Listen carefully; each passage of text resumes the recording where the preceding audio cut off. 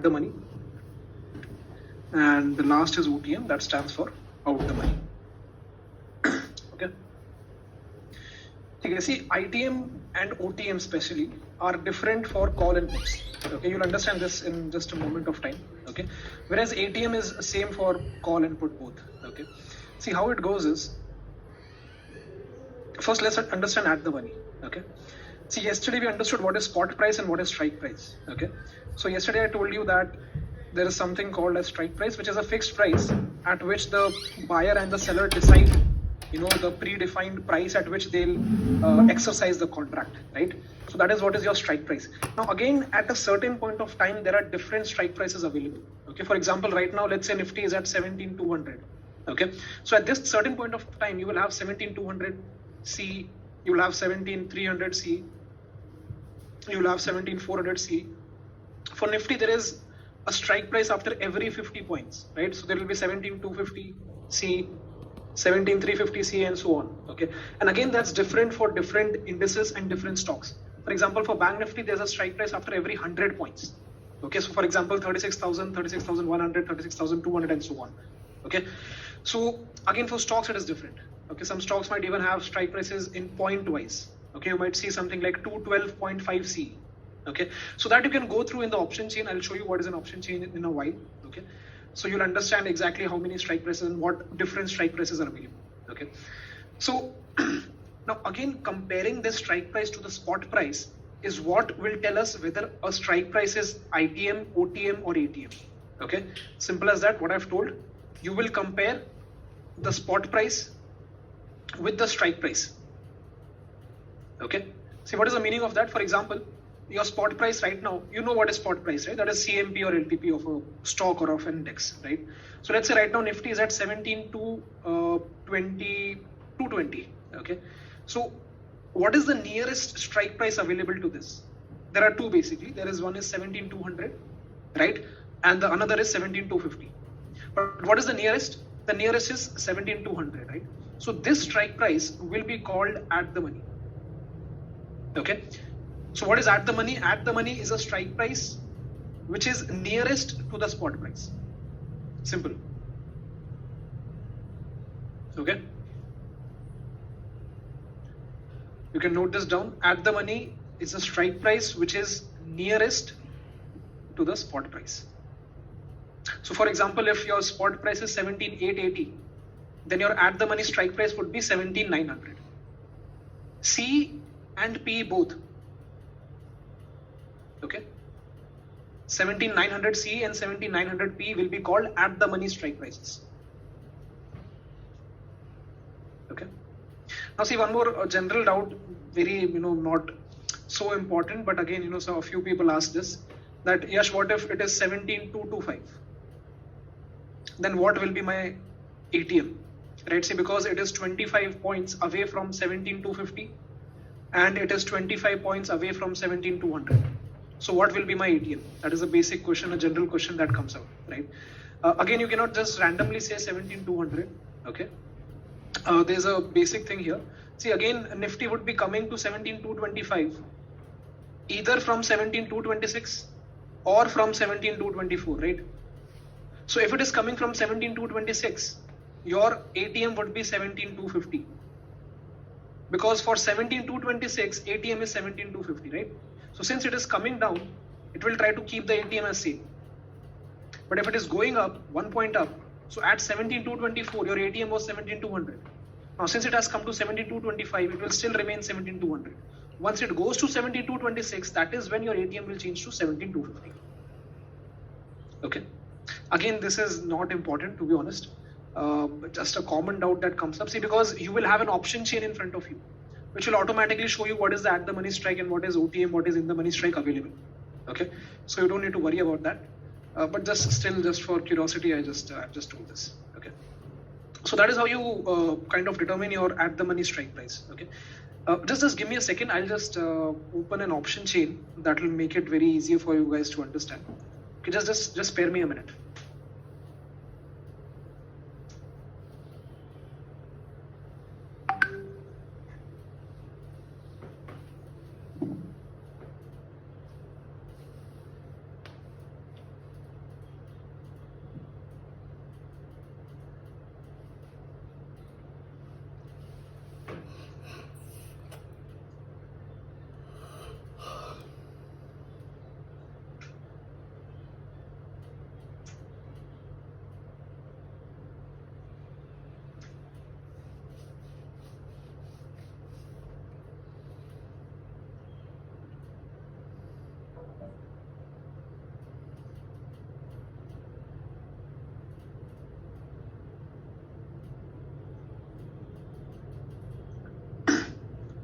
Okay, so here is one example of option chain in front of you right now. Okay, so this is a website called sensible.com. I think a few people might know it. Different people use different websites for this. Okay, and this is, I would, if anyone is really serious about trading in FNO, then I would recommend Sensible. It is a paid version, right, which will grant you all the features. Okay, so my recommendation would be Sensible to anyone who's trading in FNO. Okay, it's a really good platform. So you can use the free version as well, but there will be a few features that will be locked. Okay, so if you want to use all the features, you'll have to pay for it, and it's not a very big payment. I think it's hardly 700 or 800 a month. Okay, so you can afford it. Okay, so you can go ahead with this. Now in this, I'll try to make you understand. I'll explain all the terms here, right? We'll understand all the terms here today. Okay, how this, what is this exactly the entire thing? Okay. Now, first of all, here, one basic thing that you can note here is that this is the calls side. I'll just change the color. Yeah, this is the calls side. Okay, and this is the put side. Okay, so strike price is same for call and put. Obviously, it will be same. And here you can see that this strike price is marked in gray, right? These strike prices are in yellow. This is in white. Okay, for puts, this is in yellow. This is gray, right? And this is white. Okay, fine. I'll tell you exactly what it is. First of all, just understand that this gray strike price is nothing but your at the money strike price. Why is it at the money strike price? Because your spot of Nifty right now is 17,171. So the closest strike price to 17,171 is 17,150. So this will be called at the money strike price. Okay, simple. Okay. Now similarly for calls, all the strike price, okay, all the strike price that is less than the spot price. Okay, just to make it very simple, I'll repeat it again. All the strike price less than the spot price. So 17,100 is less than 17,171, right? So all these strike price will be called in the money strike price for calls.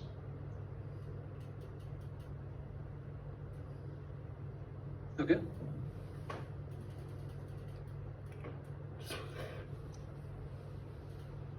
So basically you can just write this if you want. Strike less than spot. So that is equal to in the money call option. Okay. Just don't write in the money because it is different for put options. Okay.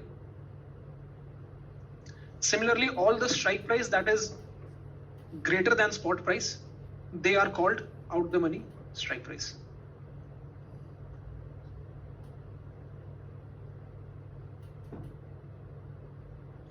See, if you want to understand the logic behind it, like why is it named as such? Okay. See, at the money means at the strike price, that the spot price is almost at the strike price. Okay. In the money means your strike price is within the spot price, right? 17,100 is within 17,170. So that's why it's just called in the money. Okay. Whereas 17,300 is very far away from your spot price right now. Okay. So generally it is called out the money. Okay. See, because for example, if you're buying 17,300C, and you're planning to hold it till expiry, then your view is that market will expire above 17,300, right? So that is why it is called out the money, because it is very far away from spot price. Okay. For puts, it is exactly opposite. First of all, it's basic that nearest strike price will be called at the money. Okay. And for this, it will go opposite, that all the all the strike price that is less than spot price will be called out the money here, not in the money. And all the strike price that are greater than spot price, they will be called in the money. See that again, the logic is very simple. For example, if you're, let's say if you're buying 17,000 put and you're planning to hold it till expiry. Okay, this is why I'm mentioning this again and again, that you're planning to hold it till expiry. Because if you're buying it today and you're exiting it tomorrow, you can still, have use the movement of the premium for just a while. Okay, so that logic then becomes different. Okay, but if you're buying 17,000 put, right, you're an option buyer and you're buying 17,000 put and you're planning to hold it till expiry, then your view is that market will expire below 17,000. It might expire at 16,900. That is your view. Okay, but right now market is very far away from 17,000 because it is right now at 17,171. So that's why it will be called out the money for put option. But let's say if you're buying 17,400 put and you're planning to hold it till expiry, then your view is that market will expire below 17,400 only. And that it is already doing, right? Because market is already at 17,171. And you are saying that market will expire below 17,400. So that is already there. So that's why it will be called in the money. It is within the strike price. Okay. So just understand this difference and I think it will be very easy. Okay. Again, not too overcomplicated. Okay. Just remember one thing. You'll be using the option chain. Yellow in the money, gray at the money, white out the money. Simple as that. Okay. Just remember it like this. That is more than enough. No need to overcomplicate it. Understanding the terms and all those. Just remember one thing. Yellow is in the money, gray is at the money, and white is out the money. That's it. Okay. That is more than enough. Okay. So this is your strike price and moneyness of an option. That is there. Okay. Let's start next with intrinsic value. Okay. See, one thing that you need to understand is that the premium that you have, all right, in front of you. What is premium? We have discussed that on Wednesday, right? So understand one thing, note this down, that premium is a sum of intrinsic value plus time value.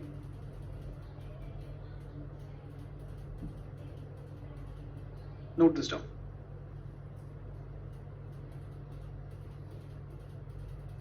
Premium is equal to intrinsic value plus time value. Now what is time value? See, understand one thing about time value, note it down, that time value will be maximum at the start of the expiry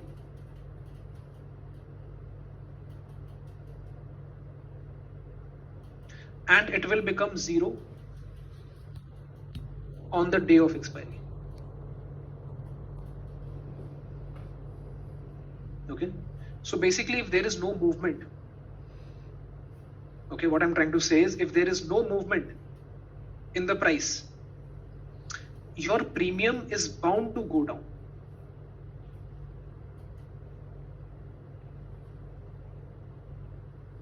Okay.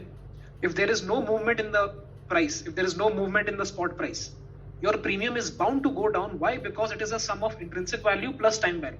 And time value is something that I'm not saying it will always keep on decreasing, but if there is no change in the premium, that is today market opens at 17,200 and even after 4 days also it is still at 17,200, the premiums will come down. Do you get my point? If market today is at 17,200 and after 4 days also you see the market at 17,200 again, your premiums will come down. Why? Because it is a sum of intrinsic value plus time value. And time value is something that if the price remains constant or it remains same or the market goes up and comes back at the same price, time value is something that will decrease the premium, which is in turn also called decay, which you would have heard a lot, right? So this is why decay happens.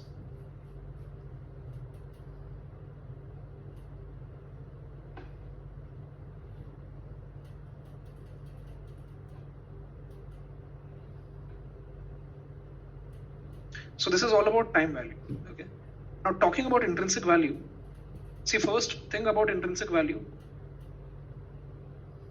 and see for time value as well. Intrinsic value and time value cannot be negative. They can either be 0 or more than 0. Okay, they are positive values basically, or you can say whole numbers. Okay, they cannot be less than 0. They cannot be negative.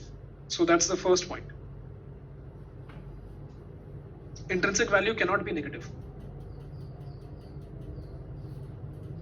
Okay, so let's say for example, right now your spot price is equal to 17,200 for example. Okay, and let's take a strike price 17,100 C, and let's say the premium of this is, let's say for example 150. Okay, your strike is 17,100 C, your spot is 17,200 and your premium is 150. Okay, so this is your premium, right? So you know one thing about this 150, that in this 150 something is intrinsic and something is time. Okay, a portion of it is intrinsic value and the rest is time value. Okay, so how do I calculate that? How do I know how much is intrinsic and how much is time? So for call options, what you have to do is just subtract spot minus strike. So just note this down for call options. It is just spot minus strike. So I'll do 17,200 minus 17,100, okay, which is equal to 100. So in this 150, that is my premium, 100 is my intrinsic value. Okay, what is left? 50 is left. So that 50 is my time value.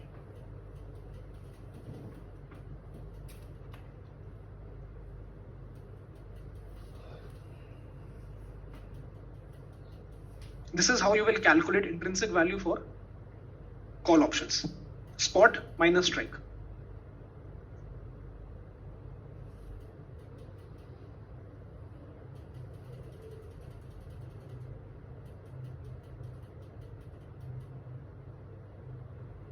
Okay.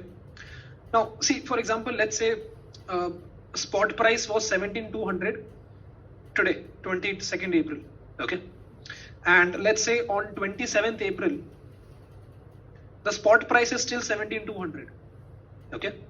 22nd April, spot price was 17,200. Nifty was at 17,200. On 27th of April also, you find Nifty at 17,200.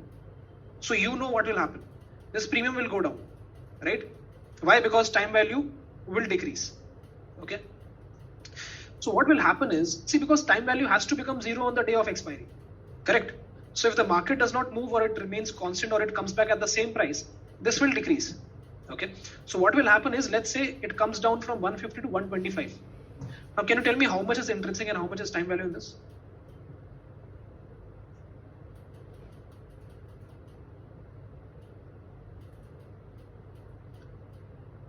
Exactly, 25 is time value.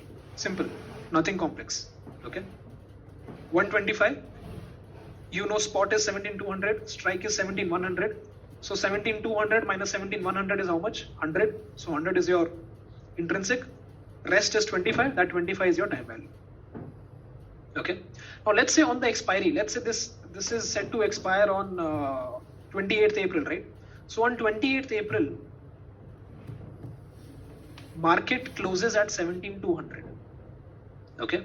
On 28th April, market closes at 17,200 exactly. Can you tell me what will be the premium of 17,100C? What will be the premium of 100? Perfect. Why? Because time value will become zero. What will be left? Only intrinsic value. Henceforth, on the day of expiry, your 17,100C will have a premium of 100 rupees left. This is what is time value and this is what is intrinsic value. Okay. So time value decays if spot price remains constant or if it goes up and comes back to the same price, because time value has to become zero on the day of expiry. Okay. I'll give you a question. Just try to answer it. Okay.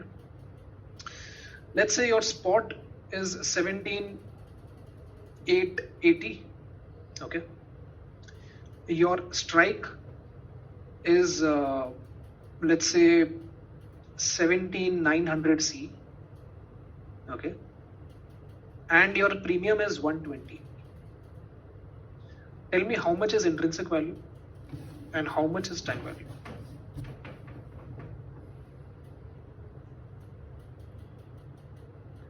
Okay, so Rohit has given the right answer. Okay, 120 is time value. Perfect. And what about intrinsic value? 0. Perfect. Okay. Perfect. Okay, if you still want how to calculate it mathematically, it's simple. What was the formula I told you? Spot minus strike. Simple math formula. Spot minus strike. So spot minus strike, 17,880 minus 17,900 is how much?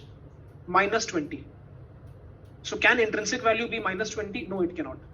Because why? What was our first rule? Intrinsic value cannot be negative. Henceforth, our intrinsic value is 0. If intrinsic value is 0, entire premium is time value. Now let's say on 28th April, market closes at 17,880. What will be the premium of 17,900C?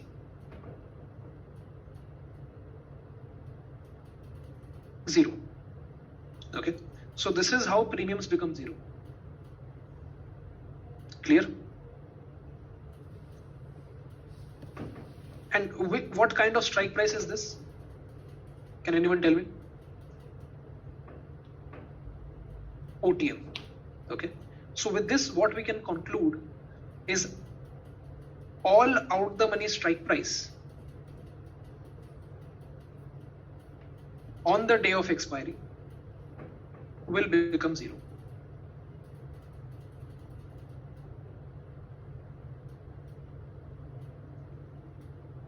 Why will it become zero? Because it will not have any intrinsic value, plus time value becomes zero on the day of expiry. So that is why it will become zero.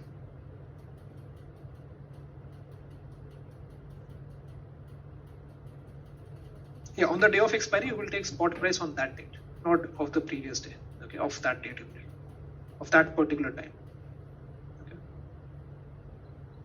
You have to always take the latest spot price, whatever is available in front of you. Okay.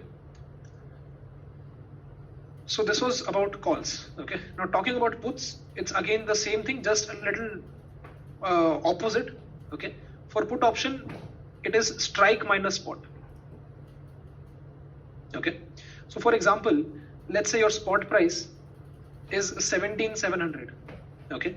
And your strike price is, let's say, 17,600 put. Okay. Or let's keep it 17,800. Okay. And let's say the premium of this is 220. Okay. Now tell me, what is the intrinsic value and what is the spot value? Time value.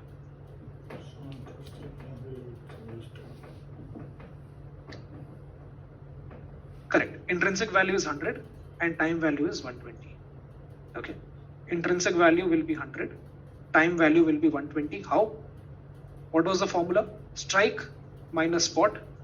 17,800 minus 17,700 is how much? 100. So this 100 is my intrinsic value. And this rest of the premium is my time value.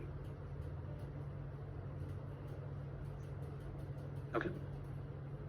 Again, just a small question. Let's say spot is 36,300. Let's say the strike is 36,000 put option. Okay. And your premium is, let's say, 350. Okay. Now tell me how much is intrinsic and how much is time value. Correct. IV is 0. Okay. And time value is 350. Okay. If you want to still calculate it, it's simple. What was the formula for put? Strike minus spot. So 36,000 minus 36,300 is equal to minus 300. Okay. But intrinsic value cannot be minus. So it will be 0. So whatever is left is your time value. Okay. So this is how the premium, is constructed basically. This is what premium contains. Okay.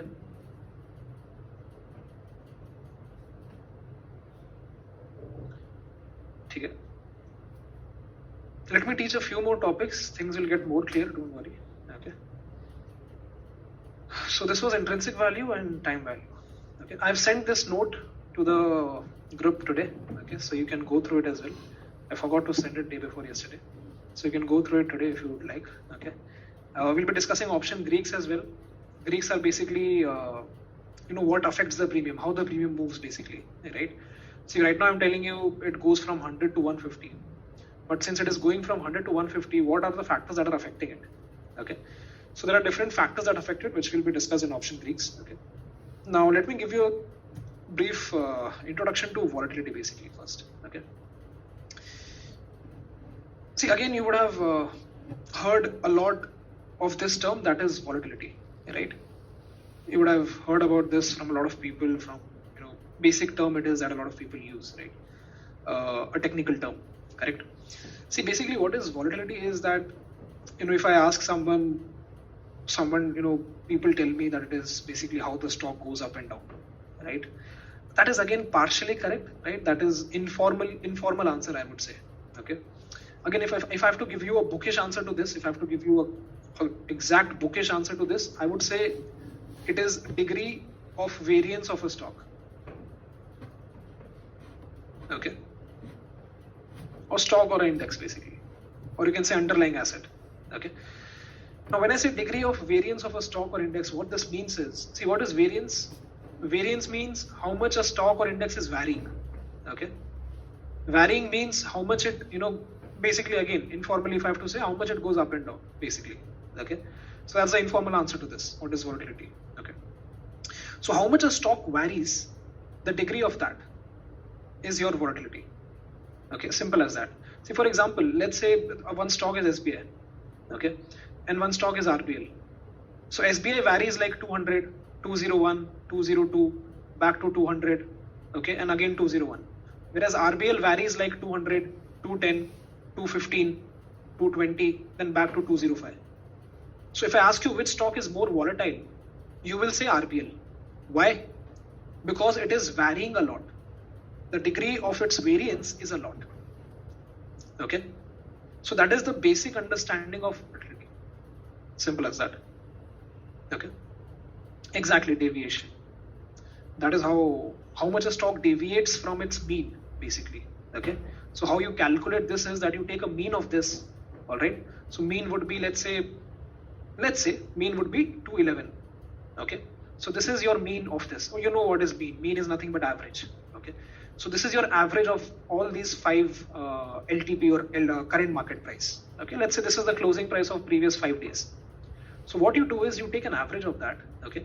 And then you calculate the deviation. How do you calculate the deviation? You subtract this average from all these numbers.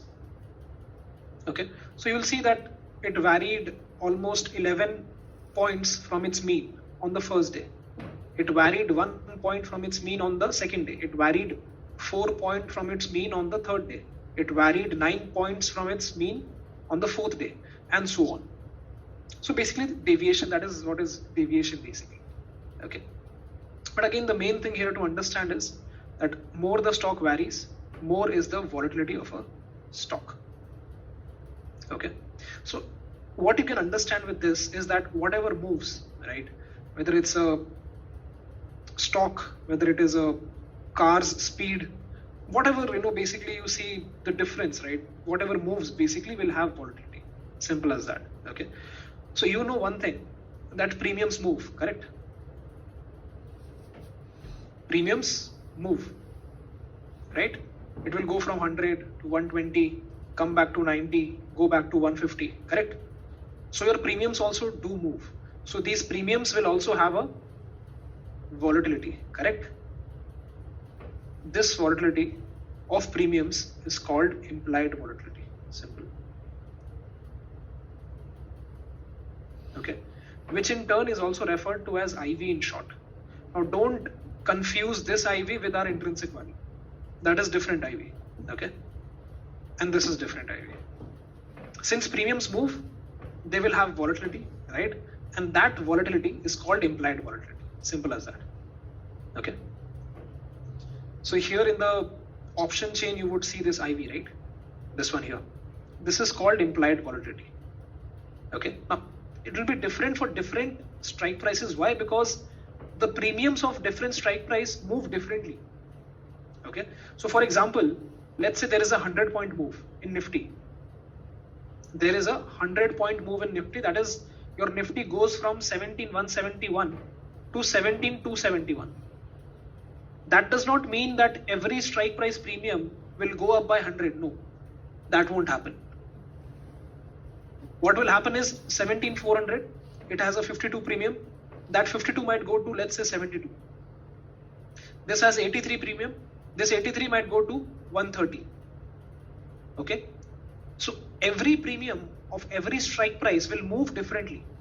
So since every premium is moving differently, every strike price will have different IV. Okay. Now, one question that could come in is that, Yash, we understood this, that different strike price, different premiums, and they'll move differently, right? What about puts? Puts will also move differently, right? It's not like if 17,000 strike price is there, so 100-point move in Nifty will bring the same change in the call premium and bring the same change in the put premium. No, that won't happen, right? Different change would come, correct? You're getting this, okay? So why do they have same IV? See, because here you can only see one IV, right? Which is common for calls and puts, correct? For example, there is a 100-point move in Nifty from 17,171 to 17,271. So what will mostly happen is that this 255 might go to, let's say, 340, for example. But this 84 will actually go down. Why? Because it is a put premium, right? So market goes up, the premium of the put options go down, correct? So this 84 will actually go down to, let's say, for example, 60, correct? So again, the change in the premiums is not same. So why do they have the same IV? Okay, the reason behind that is that Sensible has used the same formula, a combined IV formula to calculate this IV. Okay, so basically there's a Black-Scholes formula which is used to calculate the premiums, sorry, not the premiums, the Greeks and the IV. Okay, there is an individual formula as well, and there is a combined formula as well. Okay, so if you go to NSE's website and you check the option chain there, you will have different IVs for calls and puts. But in Sensible, it is a combined IV. Okay, so because of that, since they have used a combined formula, that is why it is showing same IV for call and put. Okay, for in NSE website you go, you open the option chain there, you will see different IV for call options, different IV for put options. So don't get confused. Okay, both are good enough. You can use this combined IV as well, which is also fine. You can use the separate IV as well, that is also fine.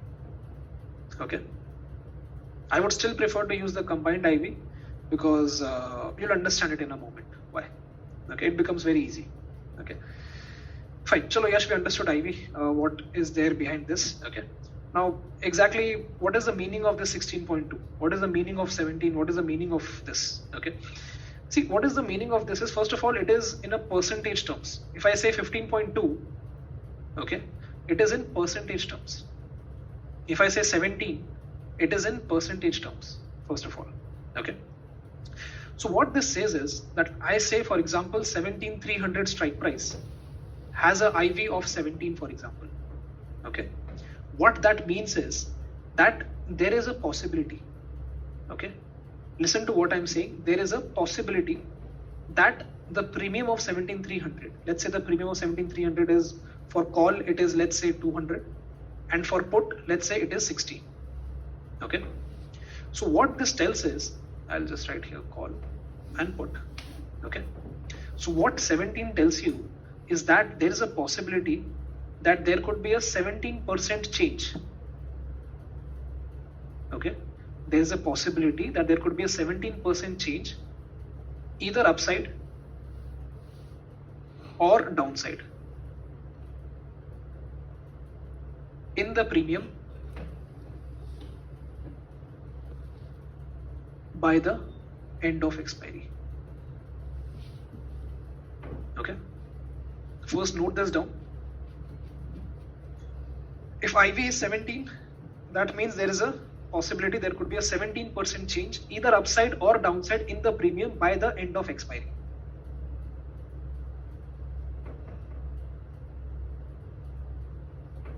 Now tell me, does that happen?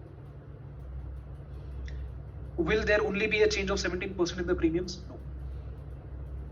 It'll be either more than that or less than that.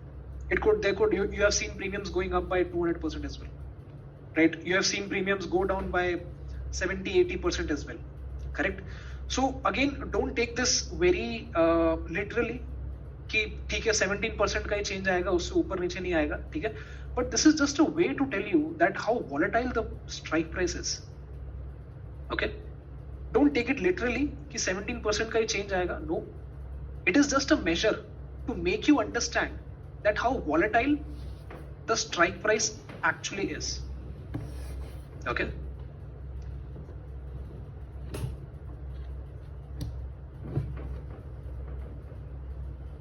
So for example, if a strike price has a IV of 17, and another strike price has an IV of 12. Okay, so I know that this strike price, that is 17,300C, is more volatile than 17,000C. Simple. That is one way to understand. Okay, I'll be telling you another way as well. So the point here is, it is just a way or just a measure to understand how volatile the strike price is.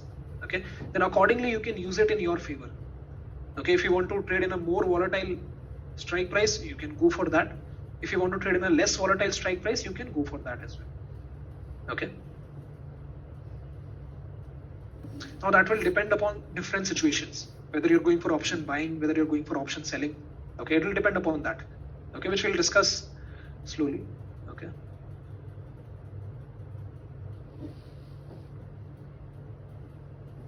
Okay. Now here you can see something that is written here. I'll be coming again back to IV. Okay. But let me first also discuss India VIX. Okay. So this is something I think has Devang taught this? Just let me know in the chat once. Has Devang gone through VIX once? No, right? He will be going through it in the future as well. Okay. But let me give you an idea exactly what is India VIX first of all. Okay. Because you'll have a question about this for sure. Okay. See, first of all, understand the full form of VIX. VIX is nothing but volatility index. Okay. That means it tells you the volatility of the index. What is the index of India? Nifty. Okay. So basically VIX is nothing but volatility of Nifty. Simple. Okay. Simple as that. Nothing complex. VIX is nothing but volatility of Nifty. Okay. So again here what you can see is 18.35. Correct? What you can see here is 18.35. Okay. Now what this 18.35 tells you is that there could be a 18.35% change in Nifty by next year. So right now it is 22nd April. So by 22nd April 2023, you could see a 18% upside or 18% downside in Nifty.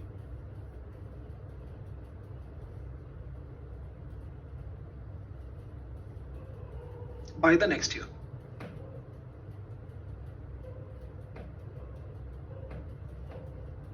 Okay.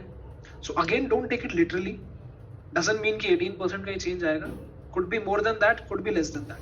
But again, it is just a way to understand that how volatile our index is right now. Okay.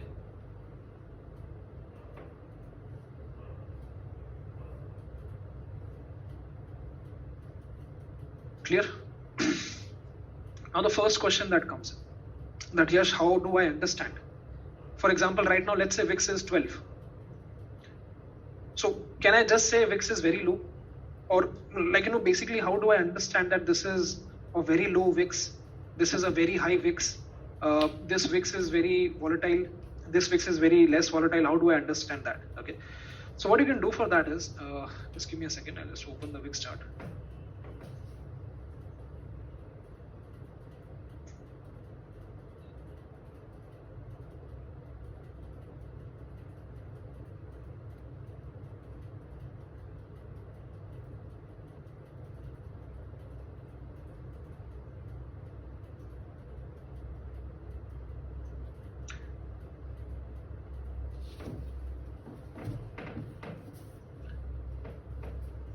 Okay, so this is your daily VIX chart.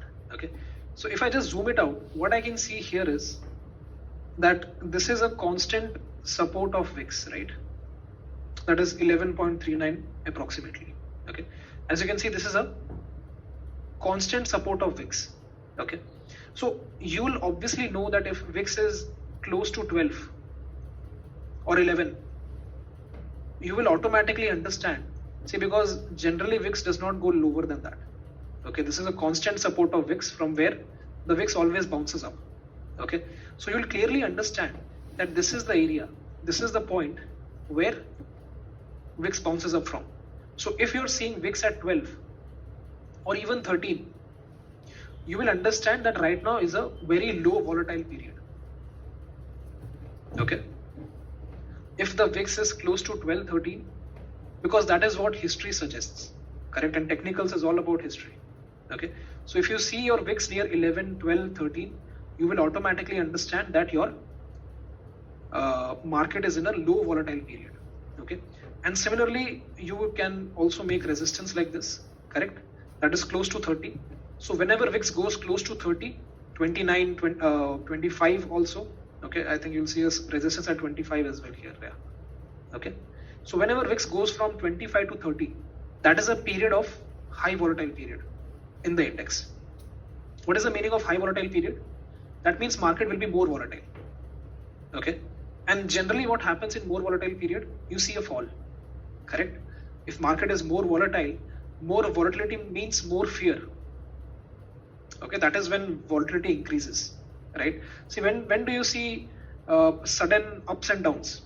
When the fear comes in, COVID situation comes in, war situation comes in, budget comes in, elections come in, right? Those are the times when the participants, market participants are actually scared that something could go wrong, and they start exiting from the markets, they start pulling out the funds, right? When that thing happens, that is when you understand that yes, market is going through a high volatile period. So you'll see big move, big ups and downs, correct? So that is when your VIX will come close to 25 to 30. Okay. So that is referred to as a high volatile period. Okay.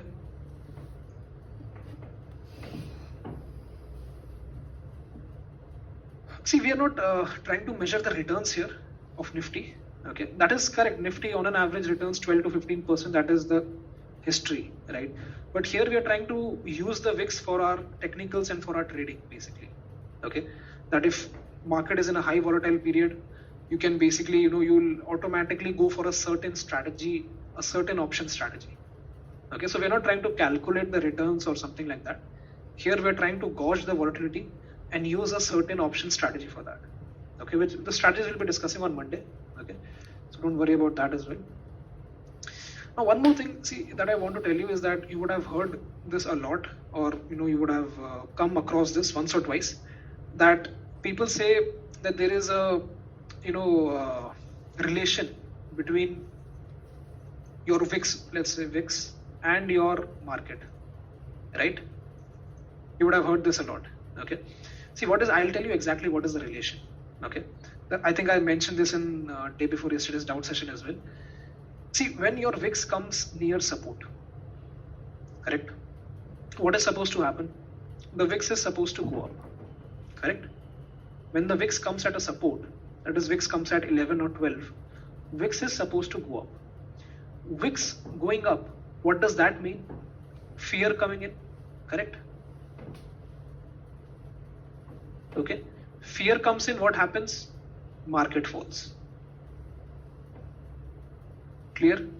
Is this relation clear? When does VIX go up? When fear comes in. Fear comes in, market falls. So the automatic relation, what you can conclude from this is, if the VIX is at a very good support, a long time support, there is a high chance that a top has been made, or a top is being made right now in the market. Now again, that top, I'm not saying it is a permanent top, it is going to be a long time high, or for a longer term high. I'm not saying that. What I'm saying, this top could be, obviously it could be a longer term high as well, but it could also be a temporary top. Okay, see, because from here the VIX has to go up. VIX has to go up means fear has to come in. Fear comes in, market falls. So when VIX is at support, you have to be fearful. A simple saying. See, try to understand VIX support pe kab aayega? Again, it's simple. When will the VIX go down? VIX will go down when the market is stable, correct? What is a stable market? A stable market is a bullish market, correct? That is a market going up slowly, patiently, normally, correct? So that means if the VIX has come down so much, that means at this point of time the market was going up. Okay, now it has come at a support and the VIX has to go up. VIX has to go up, market has to fall. Now, how much it will fall, that is difficult to say. I cannot say it will fall by 10%, 20%, 30%. Okay, but it has to correct a little. Okay, so if VIX has come at a support, start becoming fearful. Why? Because a top is near. Okay, and a sell-off could come at any time. Similarly, if the VIX comes at a resistance, correct? What does that mean? That market has formed a bottom. Could be a temporary bottom or a permanent bottom, but market has formed a bottom. From a resistance, VIX has to go down. VIX has to go down. Market has to become stable. That means a bullish market. See, again, that's the same thing what happened. This was, the VIX went to 30 when, this is, just a second. This is your March time. What was the March time? War time, Russia, Ukraine. Okay? A lot of uncertainty. VIX went up. Bottom was made near this date. Okay? We can just check that as well.